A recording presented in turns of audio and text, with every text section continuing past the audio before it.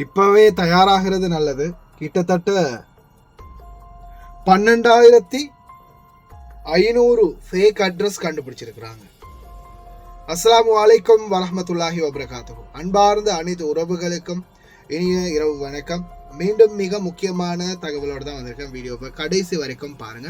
தெரியாத நண்பர்களுக்கும் மறக்காம ஷேர் பண்ணுங்க. வீடியோ பிடிச்சதா ஒரு லைக் பண்ணுங்க, சப்ஸ்கிரைப் பண்ணுங்க, மறக்காம பெல் பட்டனையும் ஒரு செலக்ட் பண்ணுங்க. மங்காஃப் தீ விபத்துக்கு பிறகு ஒரு வருட காலத்திற்கும் கிட்டத்தட்ட 50 உயிர்களை பலிகொண்ட மங்காஃப் தீ விபத்துக்கு பிறகு ஒரு வருடம் கழித்து குடியிருப்பு முகவரி அறிக்கையிடலை கடைபிடிக்கவும் தீர்க்கவும் நடவடிக்கை எடுத்துள்ளது குவைத்துடைய மனித வளத்துக்கான பொது ஆணையகம் மற்றும் சிவில் தகவலுக்கான பொது ஆணையகம், பாசி, public authority for civil information. கடுமையான அமலாக்கத்தை உள்ளடக்கியதன் பிறகு ஒரு தனி நபரின் சிவில் ஐடியில் உள்ள முகவரி இப்போது அவர்களின் உண்மையான வசிப்பிடத்துடன் பொருந்த வேண்டும் என்பதை கட்டாயப்படுத்துகிறது. தங்கள் முகவரியை புதுப்பிக்க வெளிநாட்டினர் வசிப்பிடச் சான்றினை சமர்ப்பிக்க வேண்டும். இதன் விளைவாக 12,500க்கும் மேற்பட்ட போலி அல்லது கற்பனையான முகவரிகள் ரத்து செய்யப்பட்டுள்ளன. குறிப்பாக ஹவாலி, ஜிலேபல் ஷோக் மற்றும் மஹபூலா போன்ற அதிக அடர்த்தி கொண்ட பகுதிகளில் குடியிருப்பு மண்டலங்களின் இளங்கலை தங்குமிடல்களை கண்காணிப்பதையும் நகராட்சி முடுக்கிவிட்டுள்ளது. இது முகவரி மற்ற கோரிக்கைகளின் அதிகரிப்புக்கு மேலும் பங்களிக்கிறது. குவைத் மற்றும் வெளிநாட்டினருக்கான முகவரி புதுப்புகளை எளிதாக்குவதற்காக பாசி சஹல் செயலி மூலம் ஒரு புதிய சேவையை தொடங்கியுள்ளது. இதில் ரியல் எஸ்டேட் தாக்கம் மற்றும் வாடகை அதிகரிப்பு. இந்த நடவடிக்கை ரியல் எஸ்டேட் துறையில் குறிப்பிடத்தக்க விளைவுகளை ஏற்படுத்தியுள்ளது. முகவரிகள் நீக்கப்பட்ட நபர்களுக்கு செல்லுபடியாக முகவரியை பதிவு செய்ய 30 நாள் சலுகை காலம் வழங்கப்படுகிறது அல்லது 100 குவைத் தினார்களை அபராதமாக விதிக்கப்பட்டிருக்கின்றது. இது மக்கள் தொகை பரவலை மறுசீரமைக்க வழிவகுத்தது மற்றும் ஆளுநர்கள் முழுவதும் வாடகை விலைகள் உயர பங்களித்தது. 2024ஆம் ஆண்டின் இறுதியில் முதலீட்டு பகுதிகளில் சராசரி அடுக்குமாடி குடியிருப்பு வாடகை மதிப்புகள் ஆண்டுக்கு ஆண்டு 3.1% அதிகரித்தன. அதிகரிப்புகளின் பின்வருவன அனைத்தும் ஹவாலி, பர்வானியா, அஹமதி, முபாரக் அல் கபீர், ஜஹரா. இதுல முக்கியமான பிரச்சனை என்னன்னா, ஒரு கருப்பு சந்தை உருவாக்குகிறது. முன்னேற்றம் இருந்த போதிலும் சில சொத்து உரிமையாளர்கள் இந்த அமைப்பை பயன்படுத்தி கொள்ள முயன்றுள்ளனர். வளர்ந்து வரும் கருப்பு சந்தையை பார்வையாளர்கள் தெரிவிக்கின்றனர். அங்கு வீட்டு உரிமையாளர்கள் சிவில் ஐடி தேவைகளை பூர்த்தி செய்வதற்காக போலி குடியிருப்பு முகவரிகளின் கீழ் தொழிலாளர்களை, குறிப்பாக ஆசிரியர்களை பதிவு செய்ய 100 தினாரிலிருந்து 150 தினார்களை வசூலிக்கின்றனர். தற்போதைய சீர்திருத்த முயற்சிகளை குறைப்புக்கு உட்படுத்தும் இந்த நிலத்தடி நடைமுறை கட்டுப்படுத்த அதிகாரிகள் இது போன்று பணியாற்றி வருகின்றனர். குவைத் தொடர்ந்து அமலாக்கத்தை இறுக்கி அதன் சிவில் பதிவேட்டை நெறிப்படுத்தி வருவதால் துல்லியமான முகவரி தரவு என்பது ஒரு ஒழுங்குமுறை கவலை மட்டுமல்ல, ஒரு தேசிய கடமையாகும். இது மீண்டும் மிக முக்கியமான பல பிரச்சனைகளிலிருந்து மக்களை பாதுகாக்கவும் உதவுகின்றது. இதை மீறும் பட்சத்தில் கடுமையான சட்ட நடவடிக்கைகள் எடுப்பதற்கும் அதிகாரிகள் முடிவெடுத்துள்ளனர். இது அராப் டைம்ஸ்ல அவங்க ஆர்டிக்கலா பதிவிட்டது தான் இந்த போஸ்ட். அதே போல இதையும் தாண்டி இப்ப மிக முக்கியமான பிரச்சனை என்னன்னா, அட்ரஸுக்காக காசு வசூலிக்கிறது ஒரு பக்கம்னா, இன்னொரு பக்கம் அட்ரஸ் வெரிஃபிகேஷன் இல்லாம நாடு போக முடியாத சூழல் உருவாகினது மிகப்பெரிய ஒரு தலைவலியாக மாறி இருக்குது. இப்ப நிறைய பேருக்கு நாட்டுக்கு போக முடியலையே. என்ன காரணம்?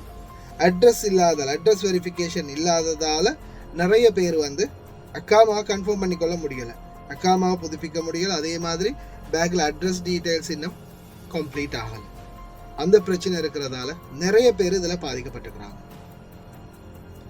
அதே மாதிரி 4 பெதூன்கள் கிட்டத்தட்ட போதைப் பொருட்கள் பல கிலோகிராமோட கைது செய்யப்பட்டிருக்கிறாங்க. அதே மாதிரி 2 தொழிலாளர்கள் கைது செய்யப்பட்டிருக்கிறாங்க. 2 கிலோகிராம் கோல்ட் ஜஹராவில் திருடிய குற்றத்துக்காக. அவங்களுக்கு உடனடியாக ட்ராவல் பேன் விதிக்கப்பட்டதாக தெரிவிச்சிருக்கிறாங்க. அதே மாதிரி சில பகுதிகளில் தொடர்ந்துமே ரெசிடென்சி வயலேட்டர்ஸ் கண்காணிக்கிறதுக்காக உள்துறை அமைச்சகத்தின் அதிரடி கண்காணிப்பு நடைமுறைகள் வந்து முடுக்கிவிடப்பட்டிருக்கிறதா தெரிவிச்சிருக்கிறாங்க. அதே மாதிரி குவைட் இன்டெலிஜென்ஸ் ரிப்போர்ட் ஒன்று என்ன சொல்லுதுன்னா, குவைத்தில் அதிகமாக வந்து சோசியல் மீடியாக்கள் மூலமாகவும் பணத்தை ஏமாற்றி போடுங்கிற கும்பல் வந்து அதிகரிச்சிருக்கிறதா தெரிவிச்சிருக்கிறாங்க. தயவு செய்து ரொம்ப கவனமாக இருங்க. இனி வரும் நாட்களில் எப்படியுமே நம்மளால் வந்து இந்த நாட்டில் சட்ட விரோதமான செயல்பாடுகளை ஒருபோதும் செய்ய முடியாது. ஏன்னா சட்டவிரோதமான செயல்பாடுகளுக்கு இனி வரும் காலங்களில் இடமே இல்லை அப்படின்றது தான் இன்னைக்கு இருக்கிற முக்கியமான ஒரு விடயம். ஏன்னா நிறைய பேர் இப்போ அக்காமா இல்லாமல் இப்போ ரீசெண்டாக பார்த்தீங்க தானே, இதுக்கு போனாங்க அவுர்து உற்சவ என்ன சொல்கிறது, இப்போ புது வருட கொண்டாட்டத்துக்கு போனாங்க. கடைசியில் என்ன ஆயிடுச்சு, ஒருத்தர் கூட விடாமல் கிட்டத்தட்ட நூற்றுக்கணக்கான பேரை வந்து பிடிச்சிருந்தாங்க. காரணம், மெயினான காரணம் அக்காமா இல்லாதது. அதே மாதிரி இப்போ நிறைய பகுதிகளில் தொடர்ந்துமே சோதனைகள் ஆரம்பமாகி இருக்குது. இந்த சோதனைகளில் பார்த்தீங்கன்னா அதிகமாக பிடிபடுறது அக்காமா இருந்தும், அதாவது வெளியில் அக்காமா அடித்து காசு கொடுத்து வேலை செஞ்சவங்க அக்காமா இருந்தும் பிடிபட்டுக்கிறாங்க. ஏன், என்ன காரணம், பணிச்சட்டத்தை மீறியது ஒரு குற்றம். அதே மாதிரி குடியுரிமை சட்டத்தை மீறுறது இன்னொரு குற்றம். அதாவது நீங்க ஒரு கஃபீலு கீழே வேலை பார்க்குறீங்களா இருந்தா, நீங்க நாட்டில இருந்து வரும்போது ஒரு விசாவில் வரீங்க, காதிம் விசா, ஷூன் விசா, இது 2 கேட்டகரிலையும் எந்த விசாவில் வந்தாலும் எந்த கஃபீலிடம் நீங்க வந்திருக்கிறீங்களோ அந்த கஃபீலை தவிர்த்து வேற எந்த ஒரு முதலாளியிடமும் நீங்க வேலை செய்ய முடியாது. அப்படி வேலை செஞ்சா அதுதான் பணிச்சட்டத்தை மீறும் குற்றம். அதே மாதிரி குடியிருப்பு சட்டத்தை மீறும் குற்றம். இந்த 2 சட்டங்களை நீங்க மீறும் போது நிச்சயமா இந்த நாட்டில் வந்து ஃபிங்கர் வச்சு நாடு கடத்தப்படுவீங்க. அதே மாதிரி இன்னொரு முக்கியமான விடயம், அட்ரஸ் வெரிஃபிகேஷன். தயவு செய்து யாருமே போலியான அட்ரஸ் போடாதீங்க. ஏன்னா இப்போ கோர்ட் ஆர்டர் எடுத்துட்டாங்கன்னா, public authority for civil information, civil தகவலுக்கான பொது ஆணையகம், அவங்க கோர்ட் ஆர்டரை எடுத்துட்டாங்கன்னா அதுக்கு பிறகு என்ன தெரியுமா, ஒவ்வொரு அப்பார்ட்மெண்ட்டாக தேடி வருவாங்க கோர்ட் ஆர்டரோட. இப்போ நீங்கள் வந்து அட்ரஸ் போட்டீங்க. இப்போ நான் உதாரணத்துக்கு நான் வந்து இந்த இடத்துல அட்ரஸ் போட்டுக்கிறேன். இப்போ எனக்கு வந்து இந்த இடத்துல இன்னும் 4 பேர் இருக்கக்கூடிய இடம் இருக்குது. ஆனால் நான் ஒருத்தர் தான் அட்ரஸ் போட்டுக்கிறேன், எனக்கு மட்டும்தான் வேணும், இந்த இடம் ஃபுல்லாகவே எனக்கு தான். அப்போ அந்த 4 பேருக்குரிய இடம் ஃப்ரீயாக இருக்குது. அப்போ இந்த அப்பார்ட்மெண்ட்டுக்குரிய ஓனரோ அல்லது ஹாரிஸோ என்ன பண்ணுவாங்கன்னா, இந்த 4 இடத்துக்குரிய பேரையும் வந்து ஃபேக்காக ரெடி பண்ணி மற்றவங்களுக்கு கொடுத்துருவாங்க. அப்படி கொடுக்கறதால என்ன ஆகுதுன்னா, கடைசியில் அவங்க இப்போ நீங்கள் அட்ரஸை வந்து உங்களுக்கு வந்து அட்ரஸே இல்லை, ஆனால் நீங்கள் அட்ரஸ் இந்த மாதிரி போட்டுக்கொண்டீங்க. ஆனால் இப்போ இதில் என்ன ஆகுதுன்னா, இப்போ உடனடியாக வந்து சோதனை நடத்தக்கூடிய அதிகாரிகள் வந்து சோதனை நடத்தும் போது அவங்க என்ன பண்ணுவாங்க, உடனடியாக இந்த ஏரியாவுக்கு வருவாங்க. வந்து இந்த ஏரியாவில் இப்போ சாதாரணமாக சர்ஃபான் இந்த ஏரியாவில் இருக்கிறாரா அப்படின்றத செக் பண்ணுவாங்க. ஓகே, சர்ஃபான் இருக்கிறாரு. சர்ஃபானை தாண்டி இன்னும் 4 பேர் இந்த இடத்துல வந்து அட்ரஸ் போட்டுக்கிறாங்க. இந்த 4 பேரும் இந்த அப்பார்ட்மெண்ட்ல இருக்கிறாங்களா அப்படின்றது வந்து தேடி பார்க்கும்போது இந்த அப்பார்ட்மெண்ட்ல நான் மட்டும்தான் இருக்கிறேன், இந்த அப்பார்ட்மெண்ட் ஓன் எனக்கு மட்டும்தான், மற்ற யாரும் இங்கே இல்லை அப்படின்றத நான் கன்ஃபார்ம் பண்ணின பிறகு உடனே என்ன செய்வாங்க, அந்த 4 பேரும் போட்டுக்கிற அப்பாயின்மெண்ட்டு, இப்போ இதில் வந்து எல்லாமே சிஸ்டம் தானே, உடனே டேப் வச்சுருப்பாங்க. உடனே அந்த 4 பேருடைய டேட்டாவை சூஸ் பண்ணி அவங்களுடைய அட்ரஸை வந்து கேன்சல் பண்ணி விட்டுருவாங்க.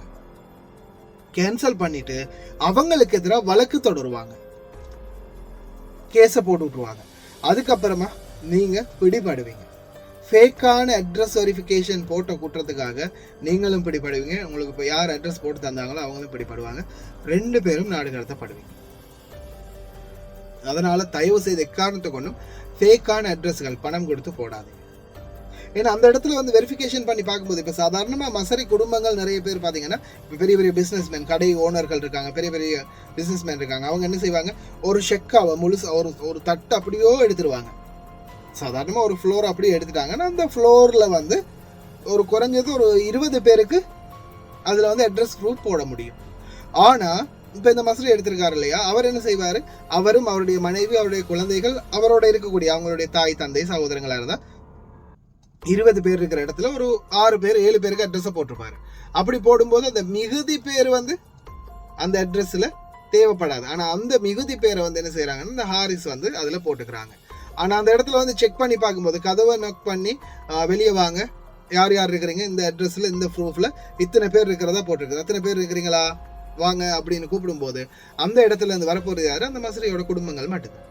அப்போ மிகுதி பேர் இல்லை, இந்த ஷெக்காவில் நான் மட்டும் என்னுடைய குடும்பம் மட்டும் தான் இருக்கிறோம் அப்படின்றத அவர் கன்ஃபார்ம் பண்ணும்போது தான் அந்த இடத்துல தான் நீங்கள் மாற்றுறீங்க.